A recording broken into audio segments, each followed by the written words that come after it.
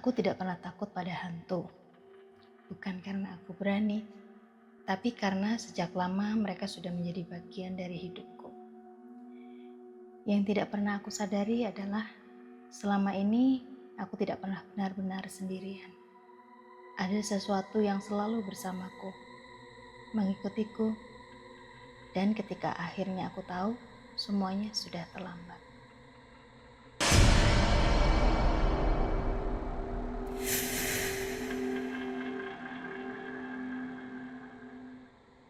Waktu itu aku masih kuliah semester 4 di salah satu universitas swasta di Jawa Tengah. Hidupku cukup normal. Aku dikenal sebagai orang yang gampang bergaul. Temanku banyak. Aku bisa masuk ke circle mana saja tanpa merasa canggung. Di kampus, aku tidak pernah terlihat aneh. Padahal, aku punya sesuatu yang tidak semua orang miliki. Aku bisa melihat mereka, makhluk yang tidak kasat mata. Aku bisa memahami keberadaan mereka, merasakan emosi mereka, bahkan terkadang tahu apa yang mereka inginkan. Kemampuan ini sudah aku punya sejak SMP. Dan yang lebih aneh lagi, semua anggota keluargaku juga seperti itu. Seolah-olah ini adalah sesuatu yang diwariskan. Karena itulah hantu bukan sesuatu yang menakutkan bagiku. Mereka lebih seperti tetangga yang tidak terlihat. Semua bermula saat aku diajak liburan ke rumah Rani dan Randy di Jawa Barat. Kami berangkat bertujuh. Aku, Rani, Mutia duduk di tengah. Randy yang menyetir, Bagas di depan. Reno dan Aska di belakang. Kami sudah sangat dekat. Hampir semua kegiatan selalu dilakukan bersama. Naik gunung, camping, nongkrong, bahkan perjalanan jauh seperti ini pun bukan hal baru. Awalnya perjalanan terasa biasa saja. Semuanya normal. Sampai kami masuk ke jalan hutan. Hutan itu panjang, sepi, dan terlalu sunyi untuk ukuran jalan antar kota. Pohon-pohon tinggi berdiri rapat di kiri dan kanan jalan. Udara berubah lebih dingin dan lebih berat. Dan saat itulah aku mulai melihat mereka. 1, 2, lalu semakin banyak. Di antara pepohonan, di atas dahan, di pinggir jalan, dan beberapa hanya diam.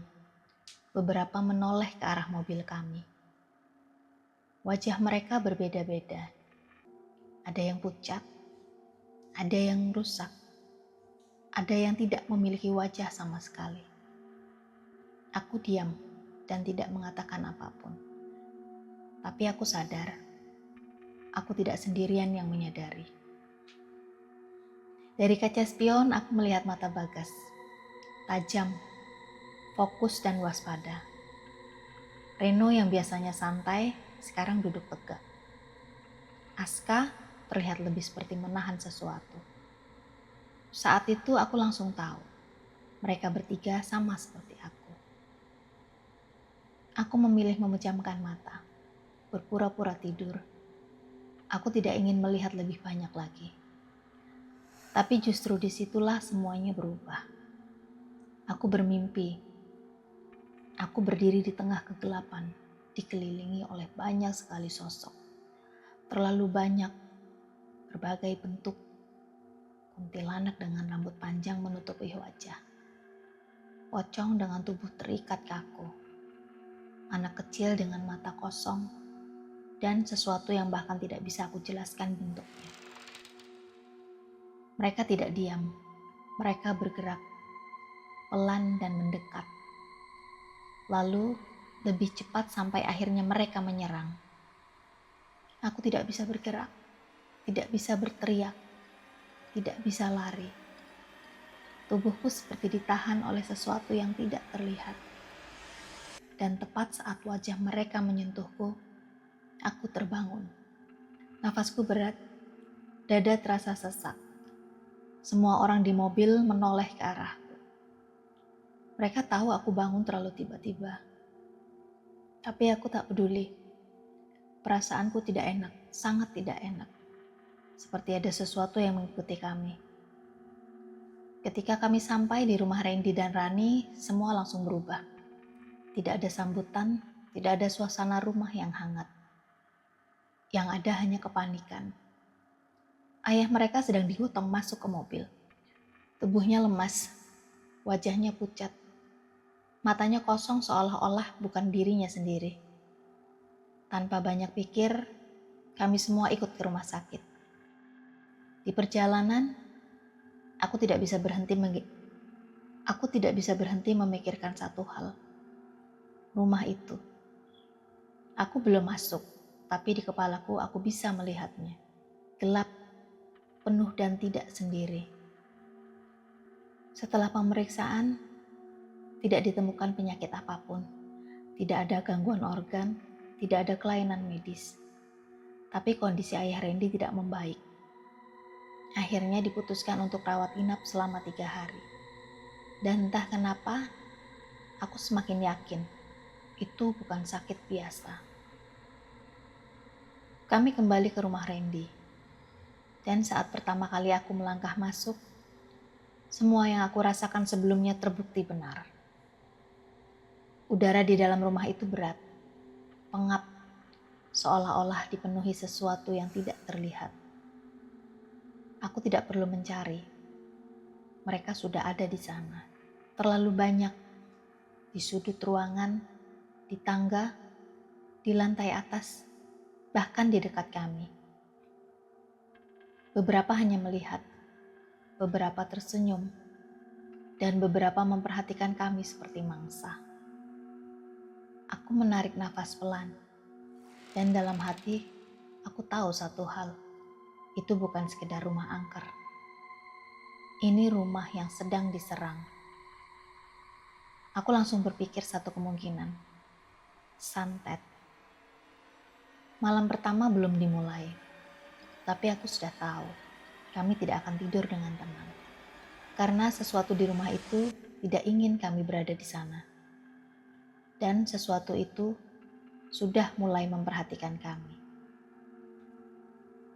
Malam pertama di rumah itu dimulai dengan sesuatu yang terlalu sunyi. Bukan sunyi biasa, tapi sunyi yang terasa seperti ditekan. Ada sesuatu yang menahan suara, seperti rumah menyala semua tapi tetap terasa gelap. Bukan karena kurang cahaya, tapi karena suasananya memang gelap. Aku duduk di ruang tengah bersama yang lain. Rani dan Randy terlihat lelah dan bingung. Mereka tidak benar-benar mengerti apa yang sedang terjadi. Tapi Bagas, Aska, dan Reno, mereka tidak banyak bicara. Mata mereka terus bergerak, mengamati, menghitung, seolah-olah sedang membaca sesuatu yang tidak terlihat. Aku memilih diam, menahan semuanya. Menahan apa yang aku lihat, menahan apa yang aku rasakan. Sekitar pukul 11 malam, suara pertama muncul. Pelan dari lantai atas. Seperti sesuatu yang diseret. Bukan langkah kaki, bukan suara manusia. Lebih seperti sesuatu yang berat, ditarik perlahan di atas. Suara itu berhenti, lalu muncul lagi. Lebih dekat ke arah tangga. Rani menoleh ke atas. Randy mencoba terlihat tenang. Tapi aku bisa merasakan ketakutan mereka. Aku tidak perlu melihat ke atas untuk tahu. Di ujung tangga ada sesuatu yang berdiri. Menatap ke bawah, menatap ke arah kami. Udara berubah lagi, lebih dingin dan lebih menusuk. Aku merasakan sesuatu bergerak mendekat. Bukan satu, tapi beberapa. Dari sudut ruangan, dari belakang kami, dari arah dapur, mereka mulai keluar, tidak lagi bersembunyi. Aku menutup mata sebentar, tapi tetap bisa merasakan posisi mereka. Sangat dekat. Tanpa banyak gerakan mencolok, Bagas mulai menggeser posisi duduknya. Aska berdiri perlahan. Reno menarik nafas panjang. Aku tahu apa yang mereka lakukan. Mereka mulai melihat, bukan dengan mata biasa, tapi dengan sesuatu yang lebih dalam. Energi di ruangan itu berubah, seperti ada tarik-menarik yang tidak terlihat. Dan saat itu juga suara di atas berhenti. Lampu tiba-tiba berkedip, sekali, dua kali, lalu mati. Gelap total. Dalam kegelapan itu, aku bisa melihat lebih jelas. Mereka semua, sosok-sosok yang tadi hanya terasa, sekarang berdiri mengelilingi kami. Wajah mereka dekat. Beberapa tersenyum, beberapa marah, beberapa tidak punya ekspresi sama sekali.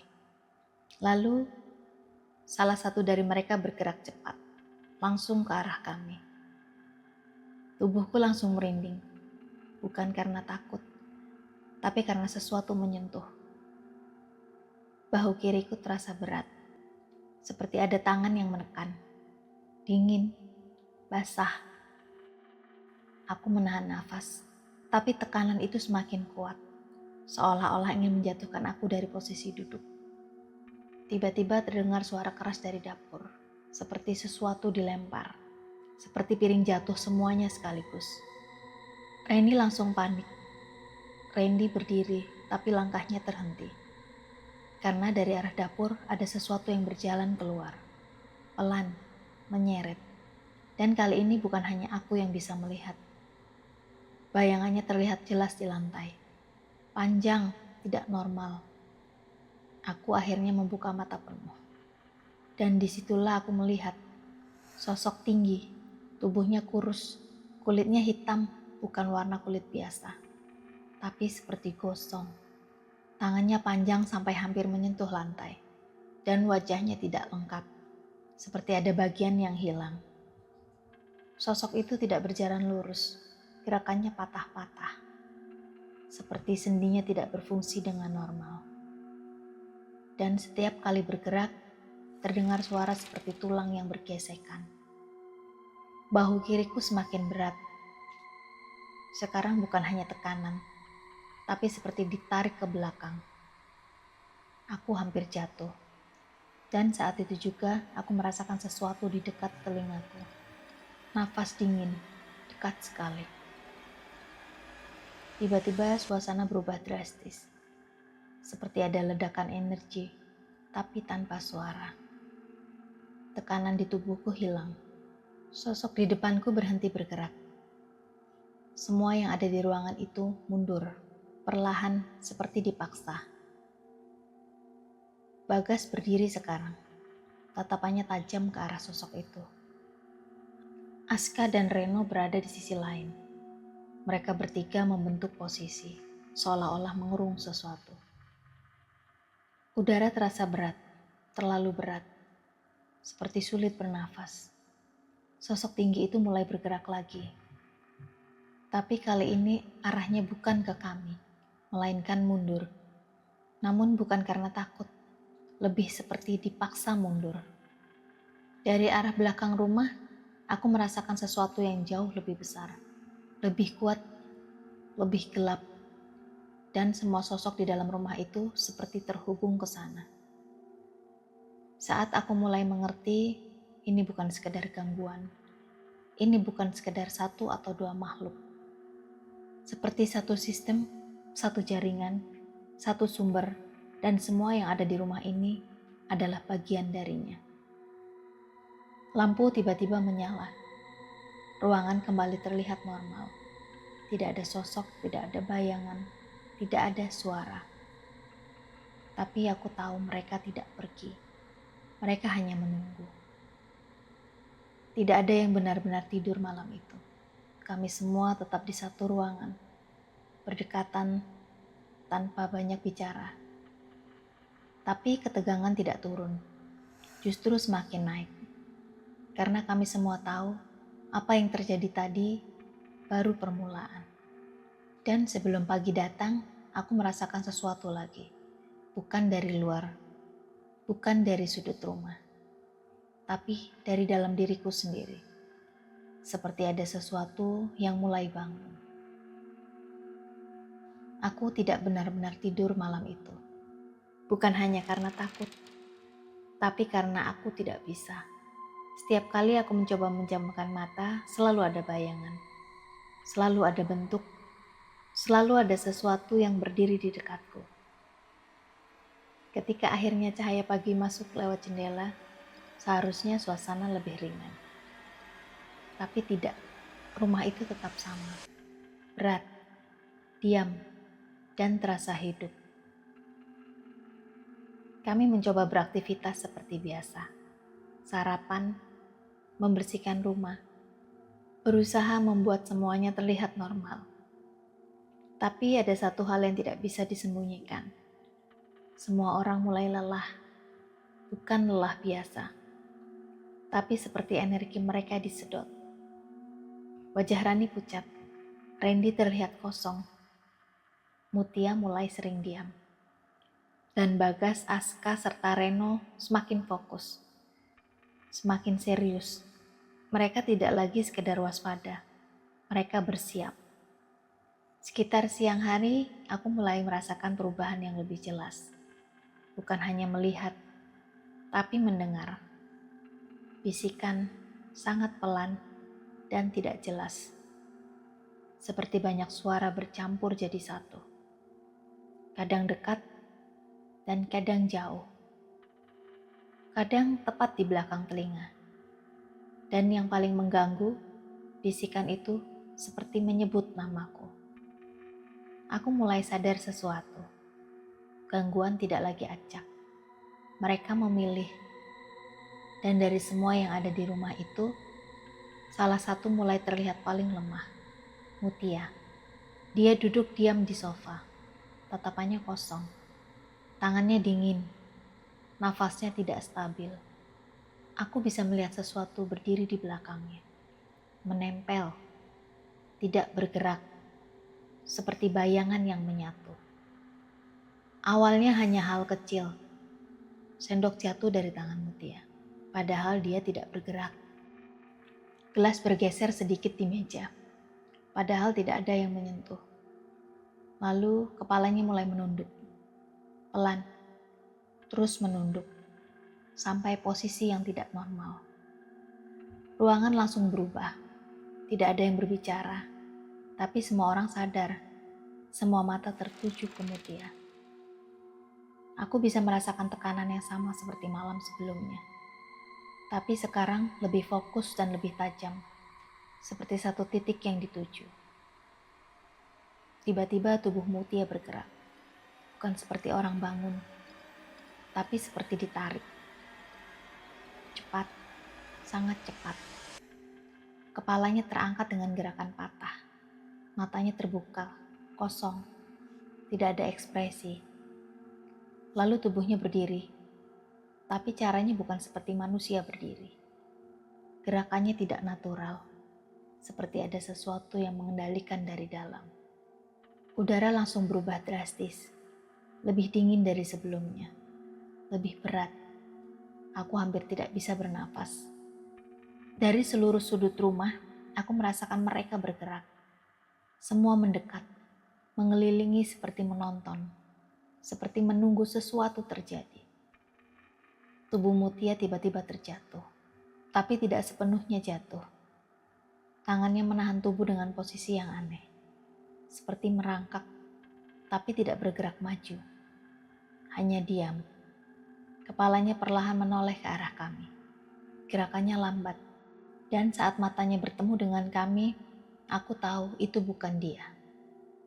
Perasaan yang muncul saat itu bukan hanya takut, tapi tertekan. Seperti ada sesuatu yang masuk ke dalam pikiran. Mendorong, menekan, membisikkan hal-hal yang tidak jelas. Aku melihat Bagas mengepalkan tangan. Aska menarik nafas dalam. Reno menutup mata sejenak. Mereka bertiga tahu ini bukan lagi gangguan biasa. Energi di ruangan itu kembali berubah. Tapi kali ini lebih keras, lebih liar dan lebih berbahaya. Tubuh Mutia tiba-tiba berdiri. Matanya menatap kami. Tapi cukup untuk membuat semua orang membeku. Tangannya bergetar. kepalanya bergerak tidak beraturan, dan suara mulai keluar. Bukan suara manusia, tapi seperti banyak suara di dalam satu tubuh. Di tengah kekacauan itu, aku merasakan sesuatu yang berbeda. Bukan dari luar, tapi dari dalam diriku. Seperti ada sesuatu yang bangun. Pelan, hangat, sangat kuat. Perasaan itu berbeda dengan yang lain. Tidak dingin, tidak gelap, tapi tetap menekan. Saat itu, untuk pertama kalinya, aku merasakan kehadiran yang bukan berasal dari rumah itu. Bukan bagian dari mereka. Sesuatu yang selama ini dekat denganku, tapi tidak pernah aku sadari. Dan ketika aku mulai fokus, aku bisa merasakannya berdiri di belakangku. Hal yang paling aneh terjadi saat itu, semua yang ada di rumah itu berhenti sejenak. Seperti terdiam. Seperti menyadari sesuatu. Sosok yang mengendalikan Mutia bergetar. Seperti ragu. Seperti takut. Tekanan di rumah itu menjadi dua arah. Satu dari rumah itu, satu lagi sesuatu di belakangku. Aku tidak berbalik. Aku tidak berani, tapi aku tahu itu bukan ancaman untukku. Tubuh Mutia jatuh keras di lantai. Semua kembali bergerak, lebih kacau, dan suara benda jatuh terdengar dari seluruh rumah. Langkah kaki terdengar dari lantai atas. Cepat, berlari, banyak, bahkan terlalu banyak. Dan saat semua itu terjadi, aku akhirnya mengerti satu hal. Selama ini aku pikir aku hanya bisa melihat. Tapi ternyata aku adalah bagian dari sesuatu yang lebih besar. Dan penjaga itu bukan sekedar melindungi, tapi menunggui aku untuk akhirnya ikut bertarung. Malam ketiga datang tanpa peringatan. Langit di luar rumah terlihat lebih gelap, lebih cepat dari biasanya. Udara terasa lebih dingin. Dan sejak sore, suasana di rumah itu sudah berubah. Tidak lagi hanya berat, tapi seperti menekan dari segala hal. Seolah-olah rumah itu sendiri sedang menunggu sesuatu.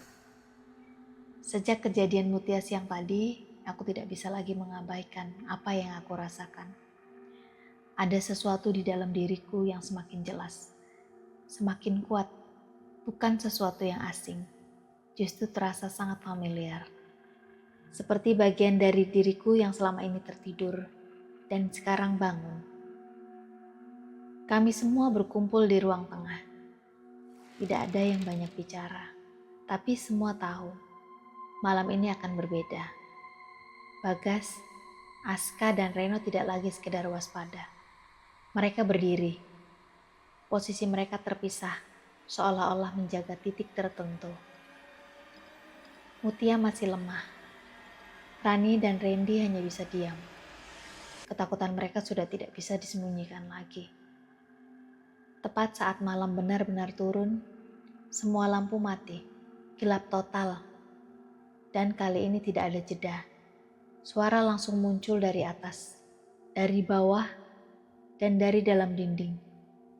Langkah kaki, lari, seretan, tertawa dan tangisan semua bercampur. Semua bersamaan.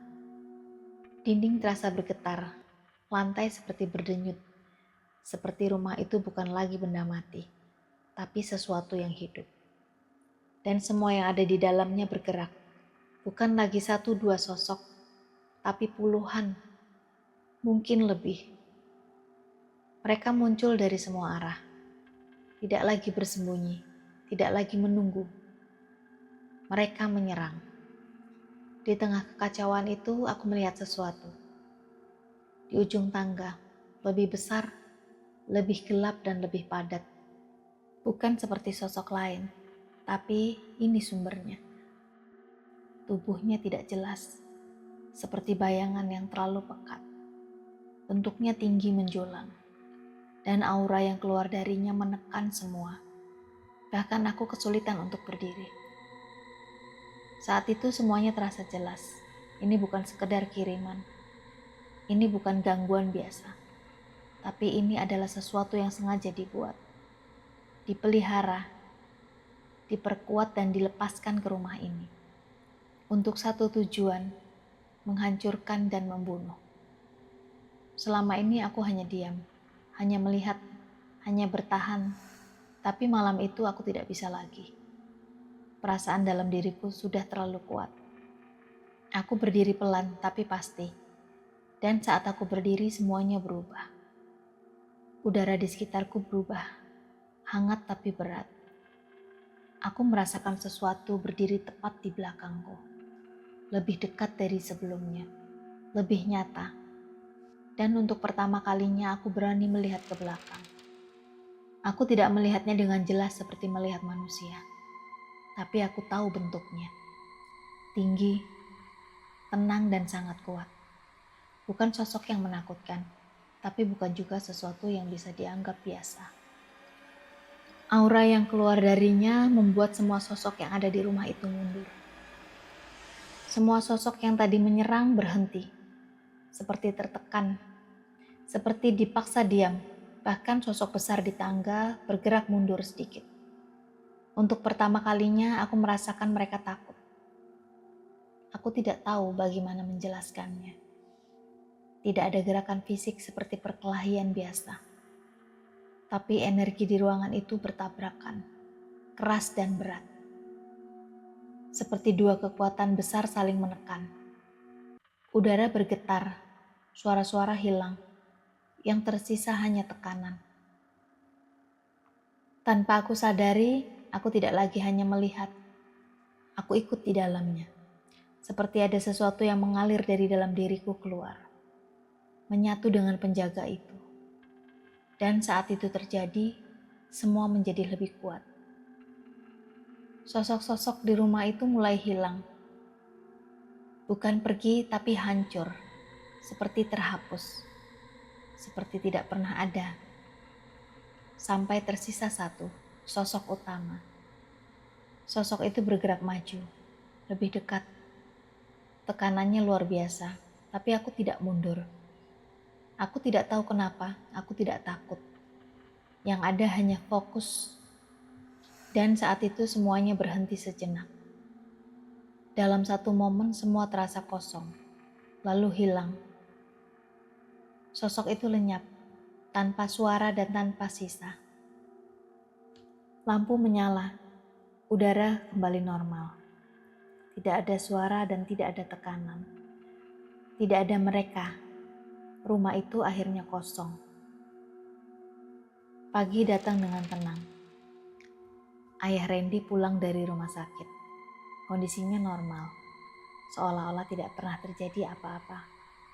Semua kembali seperti biasa. Rumah itu sudah bersih. Beberapa hari setelah itu, aku akhirnya bertanya pada ayahku tentang penjaga itu.